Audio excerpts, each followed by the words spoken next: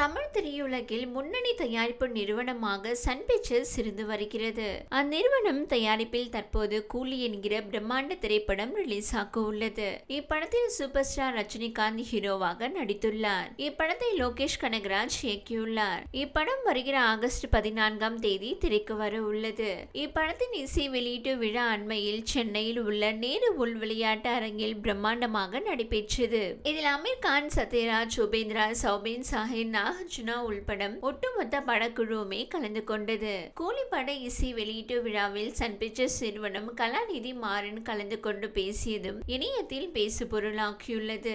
அதில் ரஜினிகாந்த் தான் only super star, இத்தனை ஹிட் கொடுத்தும் மிகவும் எளிமையாக இருக்கிறார் என்றும் புகழ்ந்து பேசிய அவர் அதன் பின் பேசியதுதான் பரபரப்பை ஏற்படுத்தியது. தற்போது 2 படம் ஹிட் கொடுத்தாலே பிரைவேட் ஜெட் கேட்கிறார்கள். இளம் நடிகர்களை இப்படி ஆட்டிடியூட் காட்டுகிறார்கள். ஆனால் ரஜினி சார் மிகவும் எளிமையாக இருக்கிறார் என பேசியிருந்தார். கலாநிதி மாறனின் இந்த பேச்சு இணையத்தில் வைரலானது.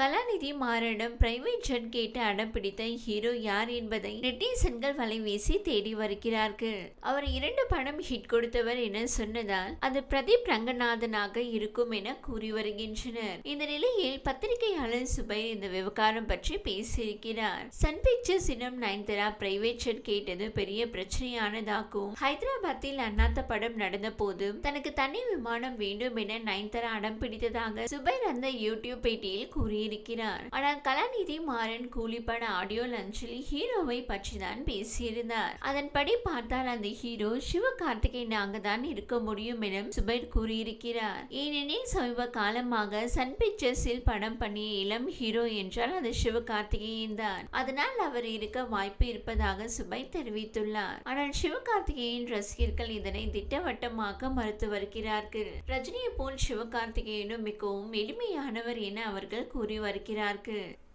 இந்த வீடியோ உங்களுக்கு பிடித்திருந்தால் லைக் செய்யுங்க. மேலும் இதுபோல் வீடியோ தொடர்ந்து பார்க்க நம்ம ஒரு சேனலை சப்ஸ்கிரைப் மற்றும் ஃபாலோ செய்யுங்க.